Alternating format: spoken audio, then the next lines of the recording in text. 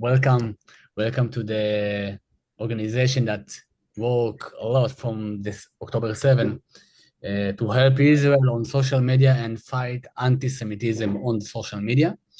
Um, what we actually do is on social media, we create content and share it in the strategic places around the globe in arenas that we found that talk about Israel, Hamas, and relevant to Israeli views, or in places that we saw anti-Semitism content or pro-Israel or anti-Israel, but we are on a subject in these groups.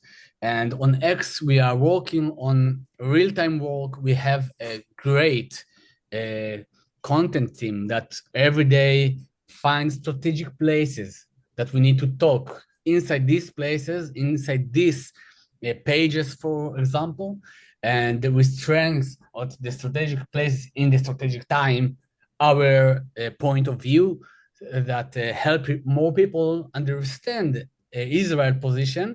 And I think that's one of the reasons why we create this Zoom session with Ariel Halevi.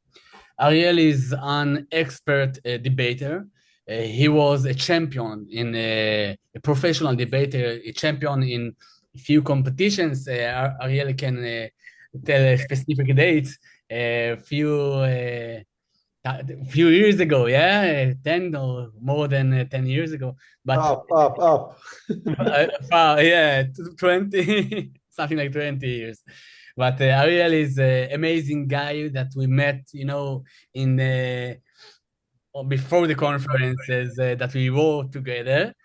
And we're happy to share Ariel expertise on how to convince people right, how to talk in the right volume, tone, empathy, how to use all the right tools to be actually influence people in the most effective way. So first of all, thank you, Ariel, for help us and for contribute all your knowledge and information to help our people to become expert on social media and on influencing on social media to help for Israel and fighting the anti-Semitism on social media. So thank you and welcome. Thank you very much. I'll say what I always say on these sessions. I feel I need to be saying thank you to everybody on this call. And I think that it's really, really not an obvious thing. That there are people who are out there day in, day out on the front lines of the digital landscape. And as somebody who lives in Israel, I feel that you're part of my defense system. And if I can do anything to help, that's a huge privilege for me. I'll build on something that Boaz said. I back in 2001, two things came into my life. One, I became a competitive debater in college. I don't know if everybody knows what that is, but competitive debating is where you compete on stage, and the competition is who argues better, who is more convincing on one side or another of an argument. And during those same years, I discovered a peer-to-peer diplomacy project, which was funded by a Jewish millionaire out of New York who basically looked for people who represented Israeli society.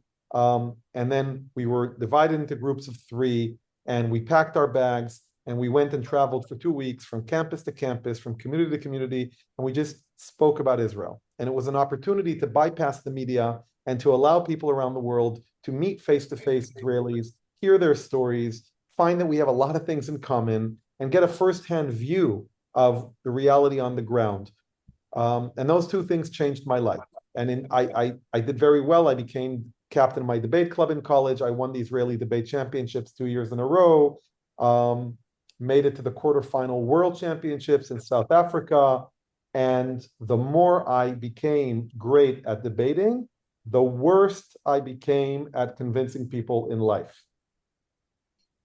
And people would say to me, I'm not talking to you. I'm not getting into this with you. I'm not going to debate with you. Stay away from me. And it was very interesting. And I did some soul searching. And at the end of that process, I wrote a book many years later called You're Not Moving Slow Enough, back in 2016. And in that book, I basically acknowledged all the benefits that I gained from competitive debating, structured thinking, being consistent in an argument, retrieving data quickly from my brain. But I also spoke about everything I had to unlearn, everything I needed to understand that I shouldn't be doing if I wanted to really convince people.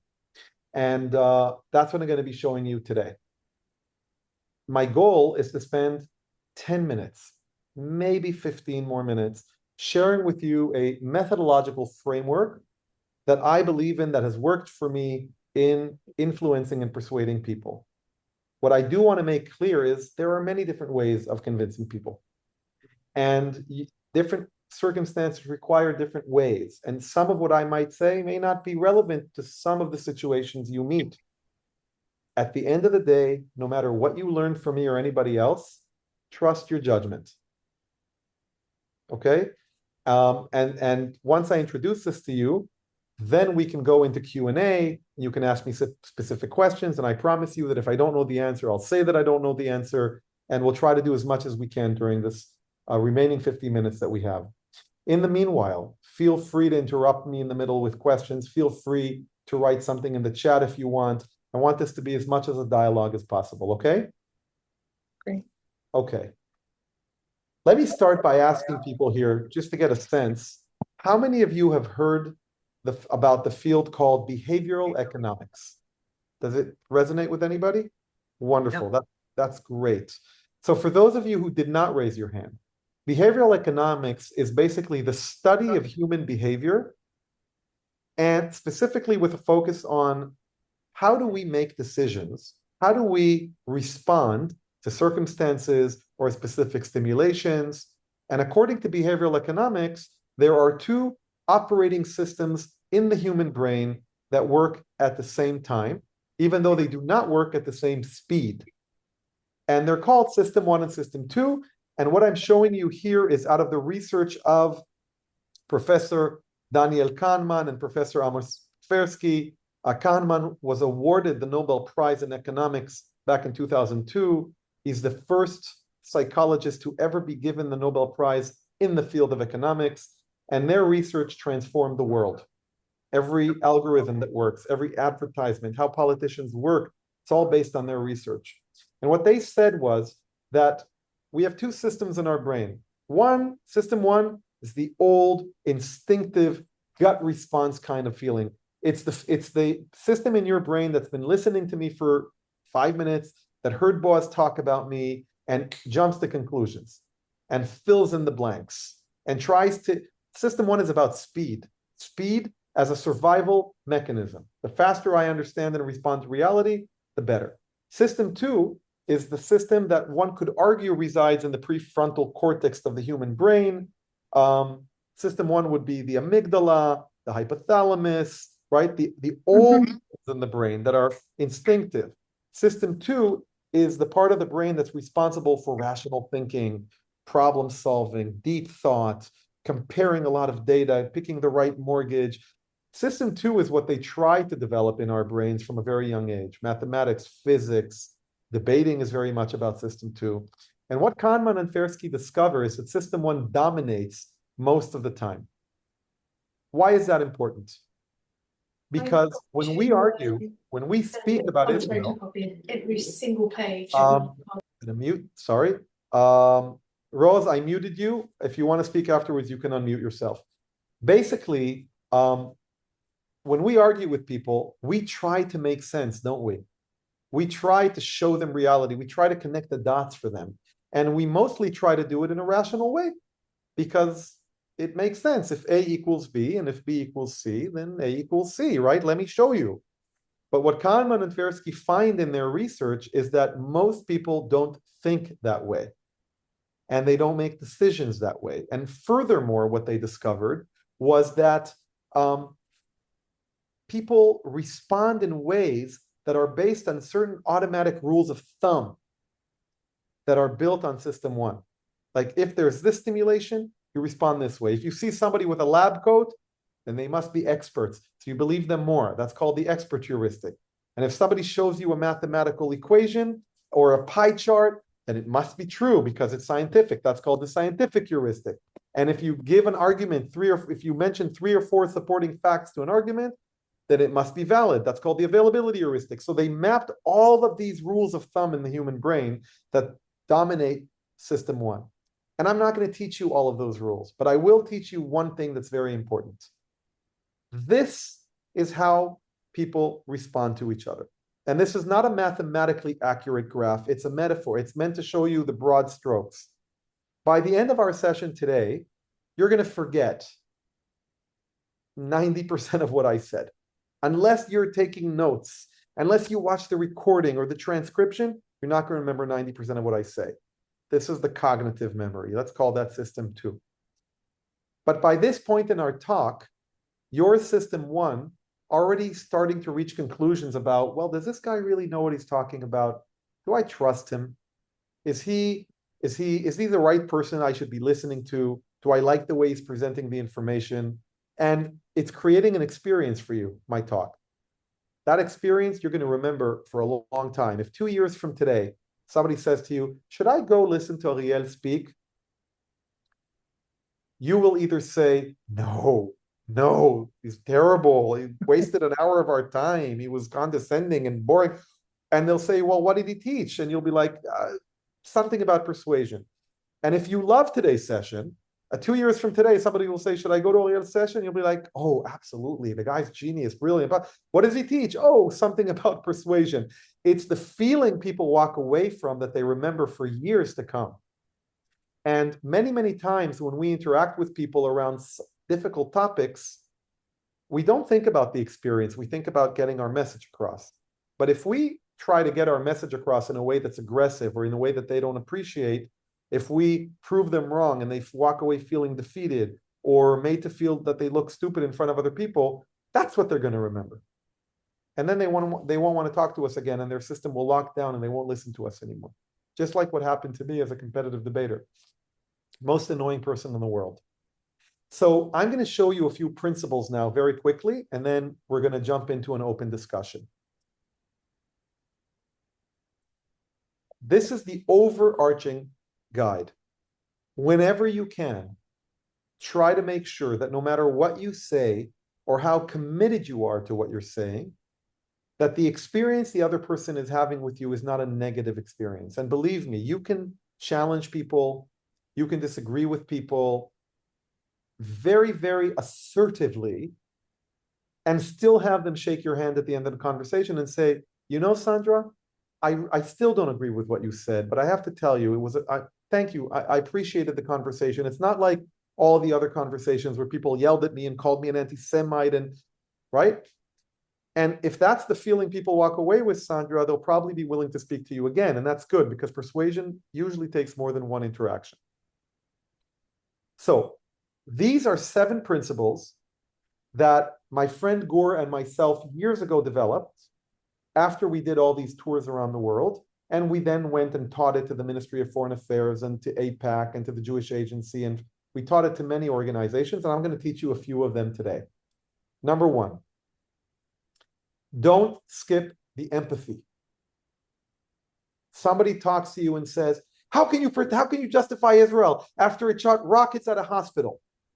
And look at all those pictures of killed babies. And what do we want to do when we hear that?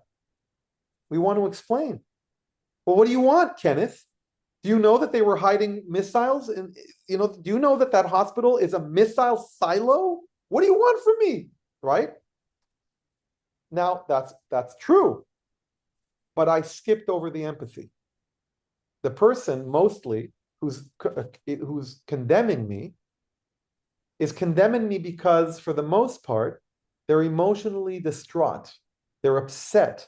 They just saw pictures of babies and ruined homes, and everybody hates war. And I'm not talking about the anti-Semites and the anti-Israel, Hamas supporting people. I'm talking about a vast part of the population who's been brainwashed to believe that it's a one-sided conflict. It's David versus Goliath. We have the missiles. We're stronger. And look at these poor Palestinians.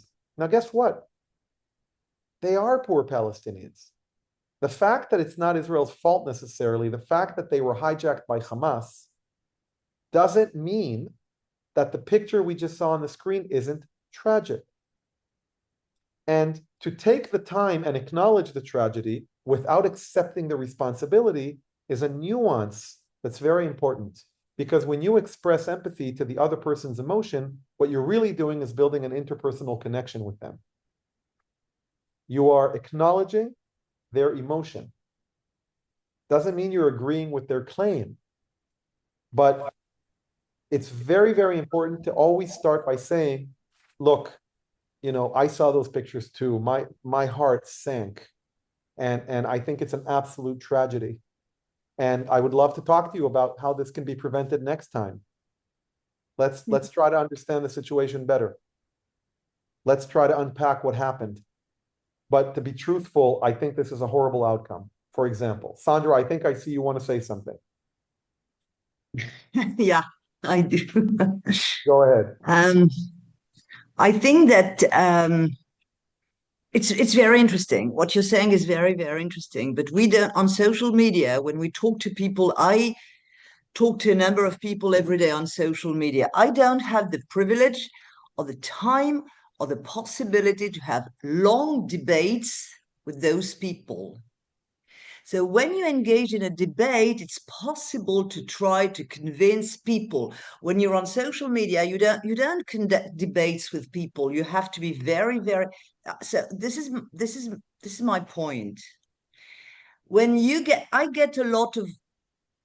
We get as a society, as we get a lot of negative comments, a lot of insults, a lot of people saying baby killers and genocide and occupation and everything.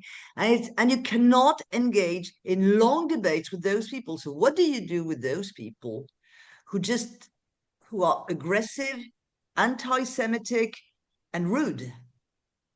It's a fair question, and it's a good one too. So it brings me to a point that's worth noting. Over the years, and I've had probably at this point tens of thousands of conversations all around the world, different audiences, academics, business people, you name it. I have learned to divide the people I speak to into three types of people. And my approach is a function of who I think they are. Okay? So, first category, the biggest category, self-proclaimed human rights activists. Yeah. These are I don't call them necessarily anti-Semites. These are the Greta Thunbergs of the world. These are the Hollywood stars who get up and wear a pin during the Oscars, right? They look in the mirror, and what they want to see is somebody who's trying to advance human rights in the world. If I see those people, I definitely engage, and I definitely use empathy. Then there's a subsection of that group, which is not just human rights activists, it's human rights activists that have decided for whatever reason to zero in on the Palestinian issue.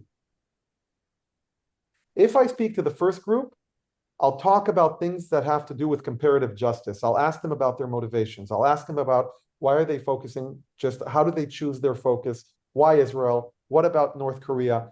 Because if it's a second group, I don't do that because they chose their cause and everybody gets to choose their cause. You can't do everything at once. And I still engage with them. But then there's a small group that's growing over the last 3 years, which is people who are just dead. They're not pro-Palestinian. They're not pro-human rights. They're just dead set against Israel because they've been poisoned. Sandra, I don't engage with these people at all unless I have an audience. And if I have an audience, who I care about is the audience, not them. Now, one of the ways the human brain works is if I'm in the audience and I'm watching Matthias have a debate with Rinat, my system one is constantly asking, who do I relate to more? Not system two. System two is listening to the arguments and trying to make sense. But system one, which is 95% of the time in control of the brain, is saying, who do I relate to more? So let me give you an example. I was speaking at Harvard, and I just finished a talk, and at the end of a talk, you open it up for Q&A. Now, if you're a seasoned speaker, you know that when people raise their hand, you're not going to give the microphone to the people who during your talk were like, right? Why would I walk into that? So one person asked a question, another one, and I had a guy in the third row smiling at me and nodding. And so at some point, he just gently raised his hand. And as soon as I turned to him and I said, yes, what's your question? He said, I want to know. And he starts yelling at me, just switches. Says, you say you're a democracy. You say you want peace. But your prime minister, Ariel Sharon, is the mass murderer of Sabra and Shatila. And he turns to the audience, blah, blah, blah, blah, blah, blah, right? So I turn to him and I say, what's your name, please? Says Jason. I said, thank you for your question, Jason. You spoke up, but you don't have a mic. And there are 150 people in the room. So I'm going to repeat your question. It's a very important question. I want everybody to hear what you just said. Already, I'm starting to establish with the audience a difference between us. He's yelling at me. I'm being polite to him. And then I say, well, Jason is asking me if I think that the historical past track record of a political leader determines the future of their willingness to change course, to make peace. So he immediately yells at me, that's not what I asked, man. So I say, oh, guys, I'm sorry. I misrepresented Jason. I'm going to give him the mic. Let him ask. Hand over the mic. He asks again. He explains, no. And I say to him, look, you're talking about Ariel Sharon, a political leader. You're talking about Sabra Shatila, something in the past. And you're saying that because of that, he won't make peace in the future. I think I represent it. Anyway, this goes on and on. At some point, I say to him, listen, Jason, I see more people want to speak. Why don't you and I grab coffee after this talk? I'm not going to leave Boston for 3 days. Coffee's on me. I promise to answer your question fully. But I like to give other people a question. So he says, yeah, but I want that. At that point, 4 people in the audience started yelling at him, hey, man, let somebody else speak. Yeah. My whole goal wasn't to answer his question. My goal was to discredit him in the audience by making them relate to me more than to him, because I knew I was speaking to a liberal Western audience and an academic institution. They don't want people to yell. They want people. So it wasn't even about, so Sandra, that's what I'm talking about when I talk about empathy. And to come back to your social media, if you don't have time and you're looking for a quick fix response, I'm not the guy for you. Okay. I don't think that there's a line or a sentence. Try to ask yourself, try to make a list of things you believe in today. Yeah. And ask yourself if there's a one-line thing that somebody can say to you that would make you change your mind. I do think that when we talk about social media, we have to be very clear who we're responding to, when, and how. For example, if you're going to respond to an anti-Israeli post, best that you don't. Because all you're doing is telling the Facebook or Instagram or whatever algorithm to give more attention and exposure to that post. Yeah. What you That's can true. do is, first of all, you can go and put a lot of fuel behind facts. They're constantly putting up posts, respond there and tag people. So let's say that Rinat blasted stuff against Israel, go to a facts post, tag her name, draw her in and say, Rinat, following what you said in your post before, I just want you to be aware of ta-ta-ta-ta-ta. Now if Rinat takes the bait and starts answering you, she's now fueling the algorithm for our post. I see. Okay. Right? Yeah. Now, if you another technique you can do on social media is start looking at the people responding. And you'll be able to categorize them into different types. Some of them will be asking honest questions of people who care. Write them a direct message. Write them directly and say, hey, Rebecca, I couldn't help notice your response to this post. And I got to tell you, I really appreciated the tone you took. This can be a really aggressive conversation. And you asked a great question without being violent, without so first of all, thank you for that. Boom. You're off to a good start. You compliment somebody, their heart opens. There's a saying in persuasion, talk to a person about themselves, they will listen to you for hours.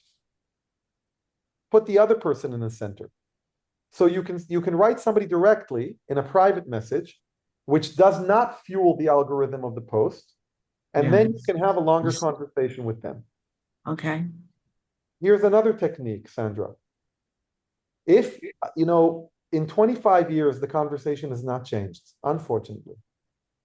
And so you can create long responses that are pre-written to a set of repeat accusations against Israel. For example, I'll give you an example. I play chess on my phone with an algorithm called chess.com. Every now and then, the chess matches me with somebody in the world who then writes me a message, death to Israel, free Palestine, ta, ta, ta, ta, ta. Now, the game is 3 minutes each. We don't have time to type. But I have on my phone pre-written messages where I just go in, copy, paste, boom. First of all, when they read the post, they lose time and I win the game, which is always fun. And second of all, I don't have to waste time all the time writing and writing and writing. I have a menu of options and I can build in there. But what I would say is it's not always a good idea to have a long answer. Regardless, you have to build it. And in general, what I like to do is I actually like to ask people follow-up questions. Right? Okay. So does that kind of answer your question from before? Yeah, and what you're saying basically is that we have to try to establish a friendly relationship with people first. First, we have to establish some kind of friendly Absolutely. connection. Absolutely. Okay. And let me even dive into that a little bit more. And that's where this is where I do my work. Generally, what I do in my day-to-day is I'm a trainer and consultant for corporations. And one of the things I've been focusing on for about 10 years now is the growing gap between the cave brain in our head and the modern environment. You have to understand that in many respects, our brain is designed to operate the way it did 10,000 years ago. Our brain has not evolved that much. So we're still looking for the snake in the bush, except where do we find it? We find it in a news flash about something that happened. The way human beings used to interact, 98% of our time on the planet for the past 200,000 years, is we used to live in small, closely knit communities of 50 to 150 people. And anybody we ever interacted with, we knew them. We spoke their language. We had the same cultural background. We grew up together. This idea of interacting with people you've never met before is a modern concept, and it's new to humanity. It's 50 years old, 100 years old. It's nothing from an evolutionary perspective. So if somebody walked into my clan and I didn't recognize them, my brain immediately said, stranger equals danger, fight, flight, freeze. I have to first get the other person to shift from stranger to something else. Now, there are 4 steps in this process, and they're universal and they go beyond culture. From stranger to familiar, from familiar to similar, from similar to ally. So let's say that, who am I going to pick on now? Kurt. Let's say you and I are speaking for the first time and we're strangers. I'm going to try to interact with Kurt several times so that his brain recognizes me as familiar. Maybe I'll respond to some of his posts that speak about food or poker or travel. Then I'll try to see if Kurt and I have something in common. For example, maybe we're both vegan. Maybe we both like dogs. Maybe we'll both travel to the same exotic location. And the more we find things in common, the greater trust we will inherently feel with one another. If we don't do that, and you're yelling ideas at people, it's like throwing things at a closed door. It doesn't matter how hard you throw, it doesn't matter how much you try, the door is locked. The key to persuasion is to unlock the other person's interest in me and willingness. Now, can I do that with 10,000 people? No. And social media is tempting me to try to do that with 10,000 people. But really what I should be focusing on is on several influencers that I want to focus on. Several repeat posts and decode them. If you, Sandra, do 20 of these a year, if Rinat does another 20, if Rose does another 20, if all of us together gradually grow the circle, then the ripple effect works. You cannot take on the internet on your own. Yeah. And don't let yourself fall into the trap of social media, which is one that encourages polarization. If you really want to be successful over time, it requires a strategy, not just an endless one-off efforts. So I would look at a bunch of people that you follow that maybe are speaking against Israel, and I would start decoding them slowly. Or I would pick a few people who are the same responders over and over again, and I would pick them off one by one. It feels like a lost battle, but it isn't. Because look at how many people are on this call today. And I can tell you that since October 7th, I have done talks like this to thousands and tens of thousands of people. And I know, and I see what you may not see, is that we're not alone. There are so many of us out there who are doing this, and you have to remind yourself of that. Because when you're alone in front of the computer, it's very lonely. Yeah. Right? So that was the whole point of empathy. Empathy unlocks hearts. Go ahead, Rinat. Ariel, the other side does not show any empathy, yet they're very, very successful. So riddle me this. Okay, I'll tell you why they're successful. One, if it bleeds, it leads. Two, because what we are seeing today is the result of over 25 years of systematic, intentional, and very well budgeted efforts from Saudi Arabia, Qatar, and others. I remember touring campuses in the US back in 2002 and 2003. And I went to campuses in Boston and Georgia and all those places. And I constantly asked, who are the people donating money to the Middle Eastern studies? Who do you think? Saudi Arabia, the Emirates.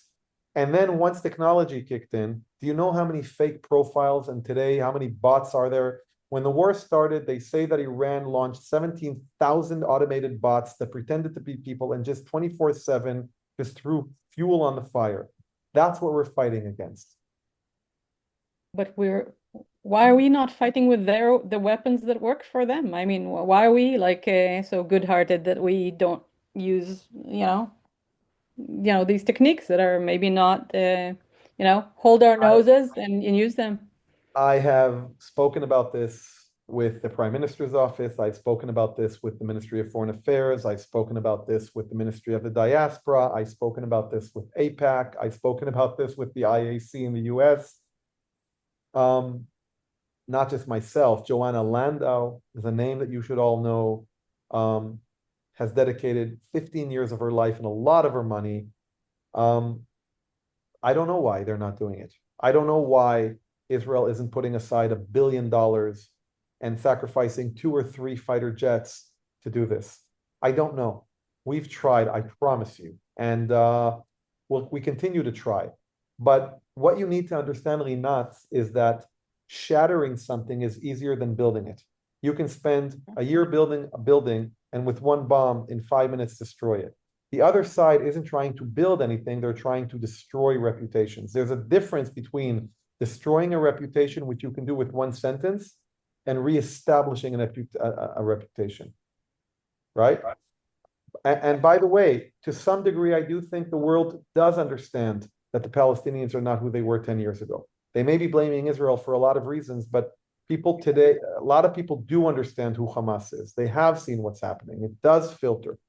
But the combination of social media, which accelerates everything, and mass media, and Al Jazeera, and BBC, who just got smacked with $1 billion fine for bias reporting, that's what we're up against, Rinat. The real David and Goliath is we're David. And Facebook and Twitter, and they're the Goliath. And Qatar can put billions into this and not feel anything because they're a dictatorship that has oil money. Israel doesn't. And even if Israel did put $1 billion into this, the Jewish community around the world is not as disciplined as the people against us. 2 Jews, 4 opinions. And you know what? I wouldn't change that. I think that's the secret of our strength. So, and one last thing, Rinat.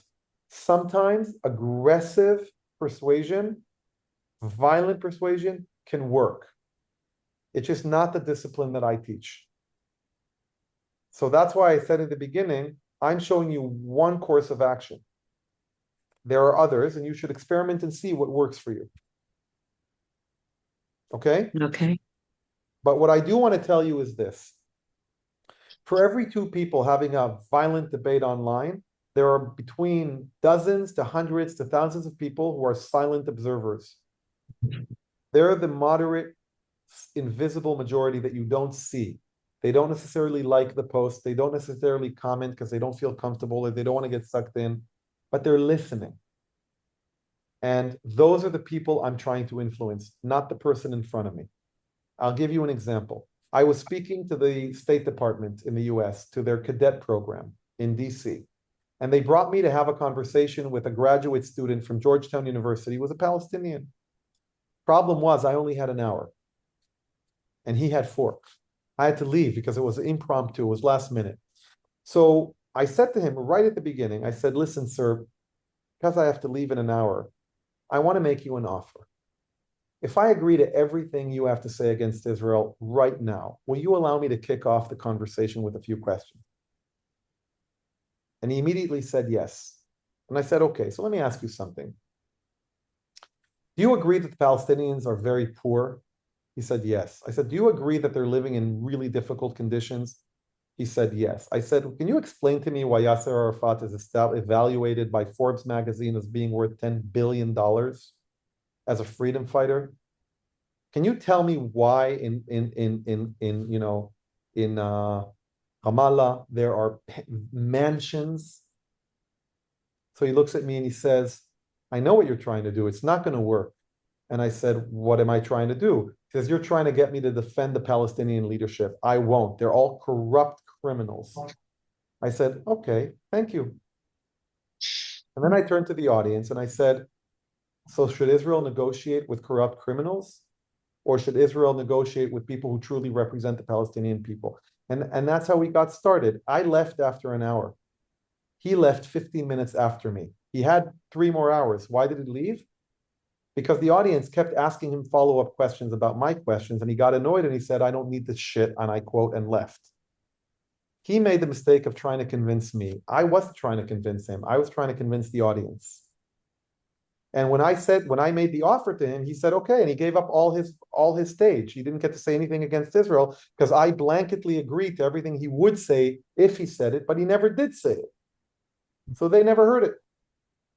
So you have to remember, when you're on social media, don't ever forget who your audience is. Who are you speaking to?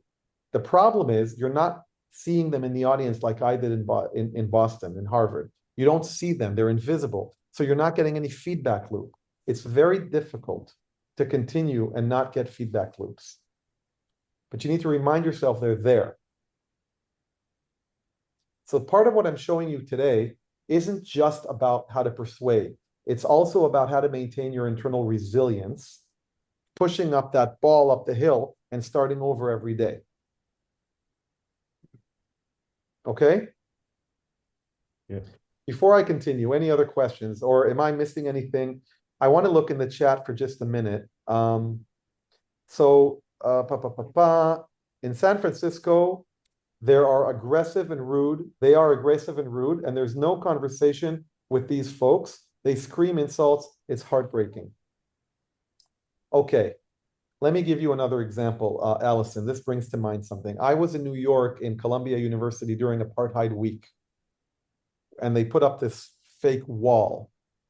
And I went up to one of the guys there as a pro-Palestinian, and I said, anyway, started having a conversation, and I said, why do you call it apartheid? He says, ta ta ta ta. I said, don't you mean institutional discrimination? Because apartheid is South Africa, and Arabs in Israel can get voted in, and we have an Arab Supreme Court judge, and we have an Arab beauty queen, and we have 20% of the parliament is Arabs, and 1 million Arabs who can vote. So don't you mean institutional discrimination? He says it's the same thing. I said, oh, okay, because in the US, 1 out of every 4 prisoners is Black. And they're, would you say America is apartheid? He said, absolutely. And 3 Americans who were there were like, yo, what do you mean, man? And I just let them talk and I walked away. Right? So even when they yell, your job is to kind of retarget that yelling, let them yell, right? But make sure they're doing it in front of an audience as the right audience, which is why I said sometimes you should not engage. Okay, oh, Chaviv. Kenneth, you're mentioning Chaviv, the reporter, correct? He's amazing. You should all listen to him again and again and again, okay? He really is great. You just gave me an idea. I'll share a source with you in a minute. Okay, Marty. I also ignore the anti-Semitic and anti-Zionist posts. It's a waste of, okay, great. By the way, but even when you ignore the posts, don't ignore the responses to the post. Look at the responses. see who the moderate ones are, and then direct message them or draw them in to the pro-Israel posts that Fax is putting up. Okay? So Kenneth, you're asking, so respond only to friendly comments on social media or only to friendly original posts? I think that reinforcing the exposure of friendly posts is a much better strategy than responding to negative posts. Every time you respond to any post, it's almost like you're walking up to the social media platform owner and saying, do you see that? Can you show it to more people? Right? And so I don't want them to show the negative posts to more people. I want them to show the positive posts. But what I do want to do is I want to steal some of the audiences of the negative ones, which is why I'll friend them, I'll direct message them, then I'll friend them. And once I friend them, I can tag them in my friendly posts. Okay? It's strategic. It's not a tactical conversation. It's the persuasion is more about strategy than about the things you say in a conversation, in this case. Okay? To say that on X you can tag anyone, you don't have to be friends or followers or anything. So, Amazing. yeah. By the way, Rinat, if you want to tag somebody, here's what I would do. I would write somebody and say, hey, Bob, I've been following you for a while, and I saw some posts that I thought would be interesting for you, and I wanted to tag you, but I wanted to ask you if it's okay first. What's the first impression? System 1 response? Wow, what a nice guy, polite. Thank you for asking me. Sure. Right? We need to establish, like Sandra, like we said before, people respond to people before they respond to what people say.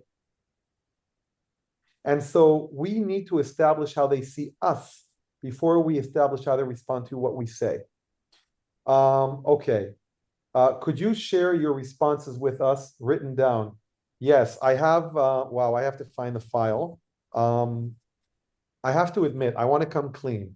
I do not engage in this for the past few years online. I did it for a while for the first year after October 7th, but I'm not doing it anymore.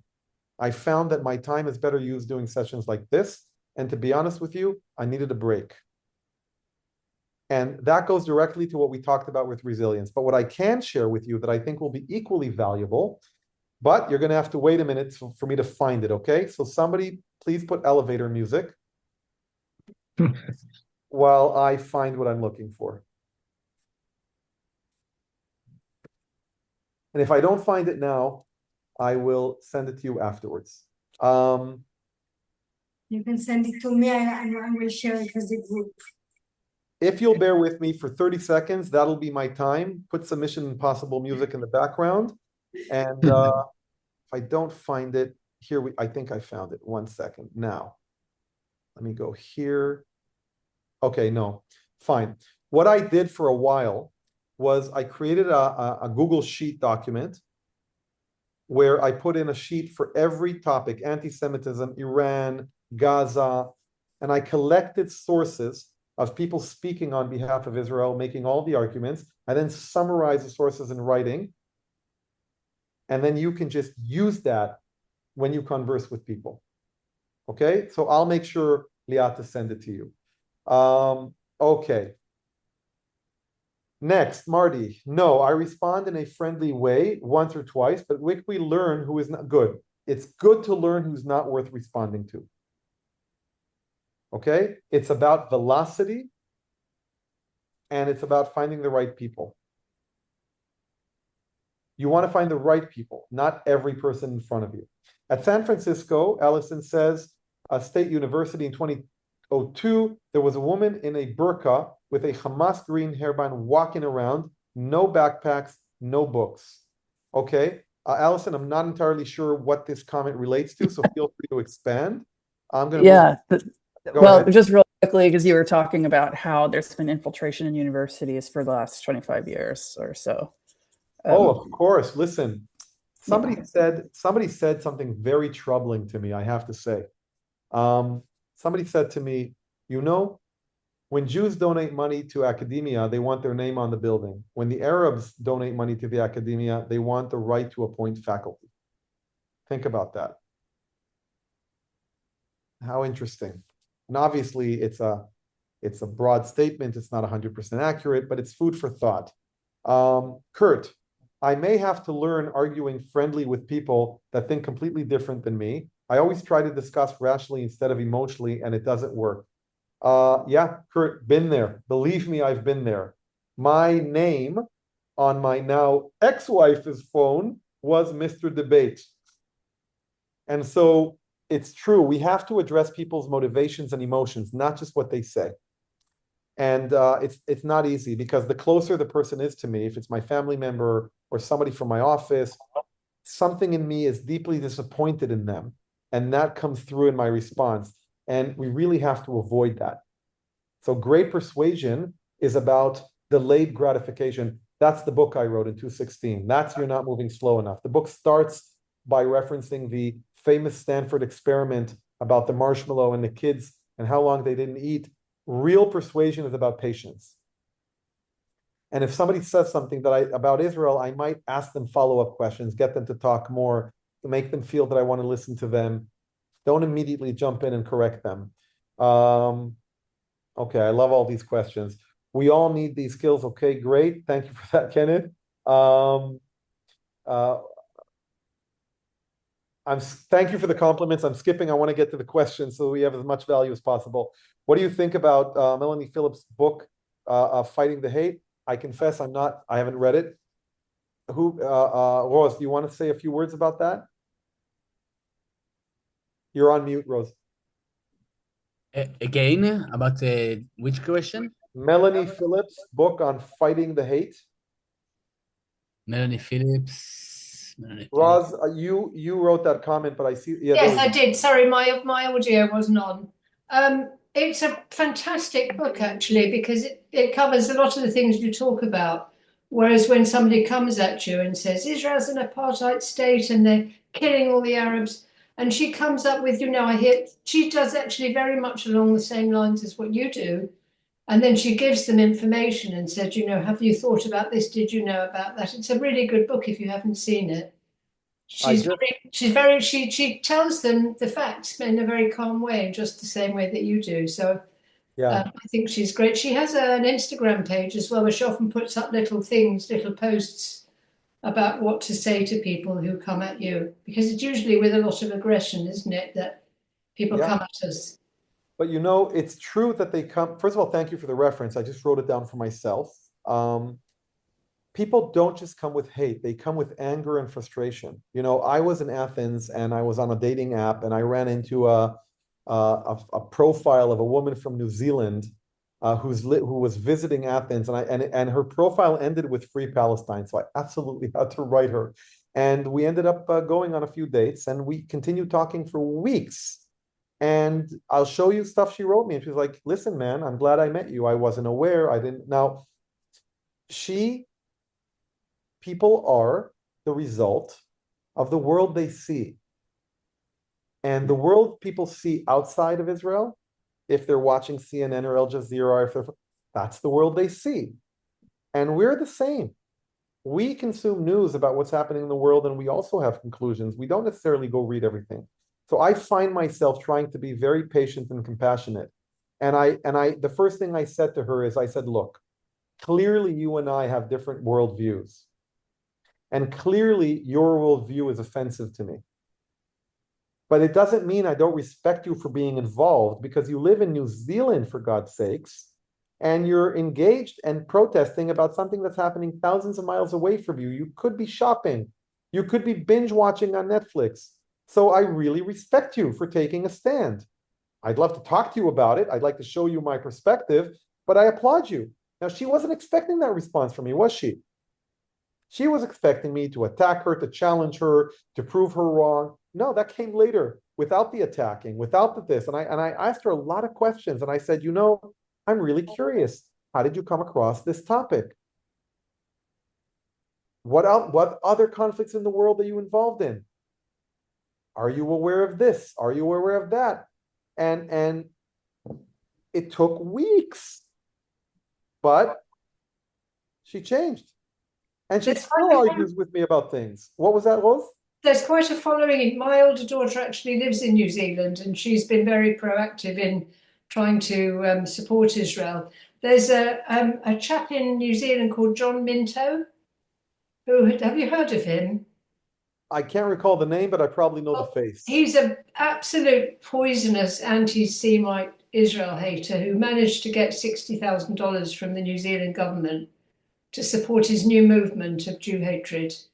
And so, you know, even my daughter said, even in New Zealand, so far away from everything, they've managed to get to them. I say they. Yeah. Listen, it's very difficult. There's momentum. There are some very, very big players who are fueling this. But what I can tell you is, we're still here. We're still strong. I worked with some ambassadors, and they told me, I worked with an ambassador to the UN, and he said, "I'll tell you, Ariel, it's a very cynical world. I sit for lunch and play backgammon over lunch with an ambassador of a state we don't have relations with, and then at the end of the coffee, he says, 'I'm sorry, my friend. Now I have to go on stage and lie about you.'"